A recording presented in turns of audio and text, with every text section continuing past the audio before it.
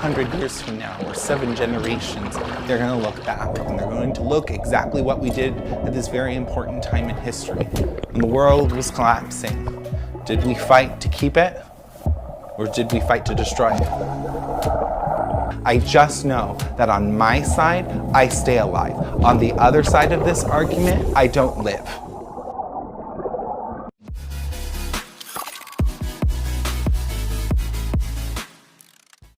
I'm Stephen Martin, and I'm 30 years old.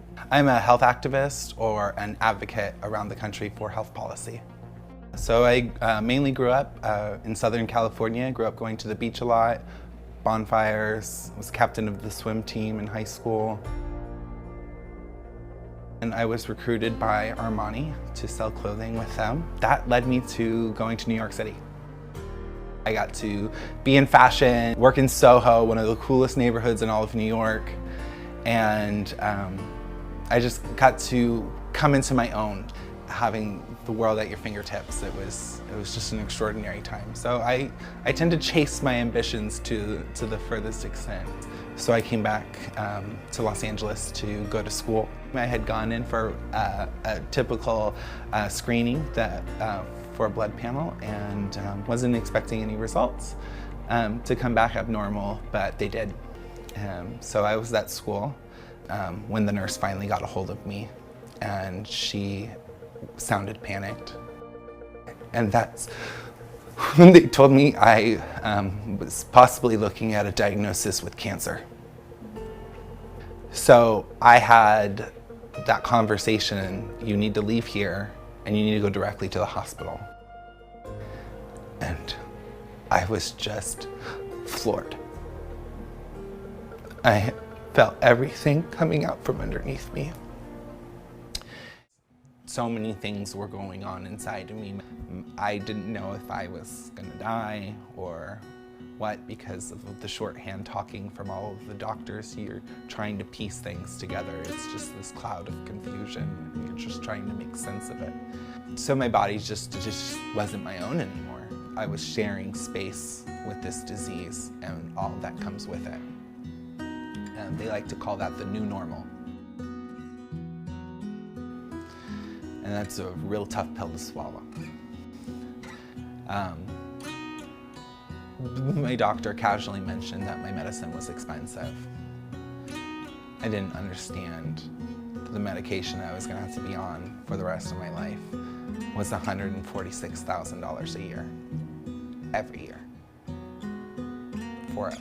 And I have to have it, because if I don't, I could die. And just as I'm starting to level out, then my mom is diagnosed with stage 3C uterine cancer. And just as quick as I became a patient, so did my mom. She's still here today, which I'm very happy about because I love my mom. So during the time my mom gets diagnosed, I lose access to my health insurance. I just don't know how I made it through, to be quite honest, because to be a cancer patient without your chemo drugs, how do you navigate that? There's no manual for that. There's not stories about that. Because the people who lose their medications usually die. So my mental health was in a bad place. After I got diagnosed with cancer, it just started going in all sorts of directions. Things that I had dealt with as a young person were coming to the surface. Being bullied in high school, being molested when I was 13.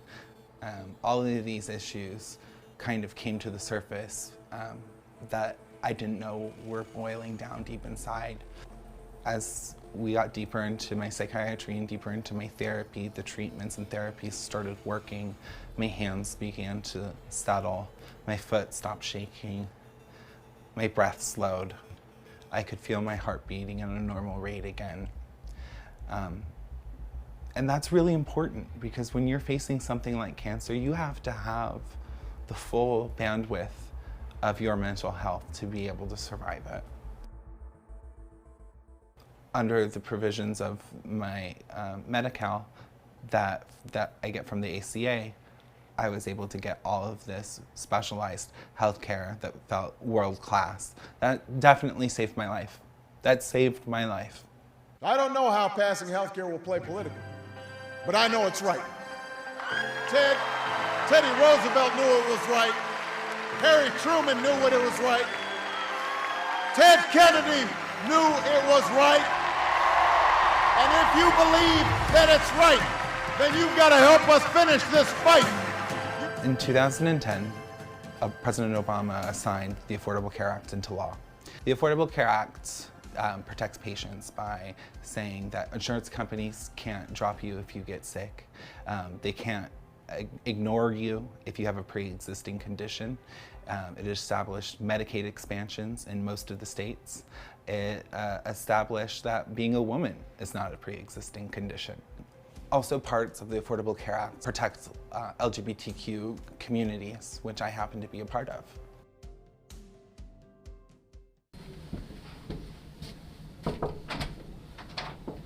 Let's do your check. Yeah. And deep breaths. Always good to take deep breaths.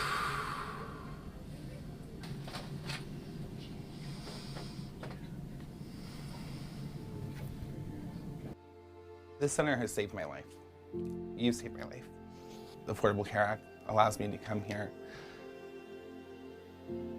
What would happen if patients like me didn't have the Affordable Care Act and ran into situations like I went through the past couple of years?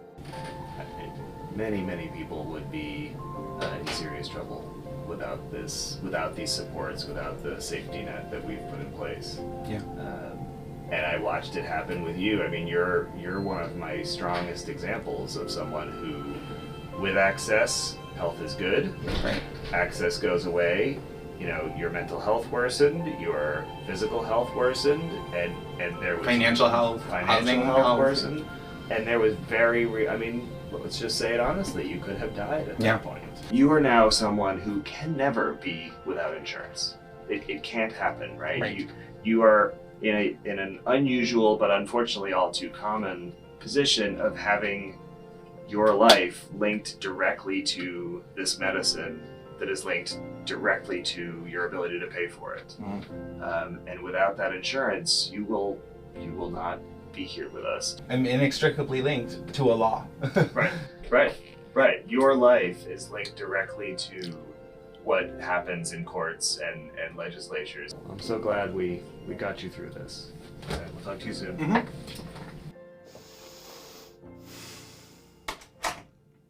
We're tired of Obamacare, which we will repeal. Tell them why we're here to fight. Healthcare is a human right.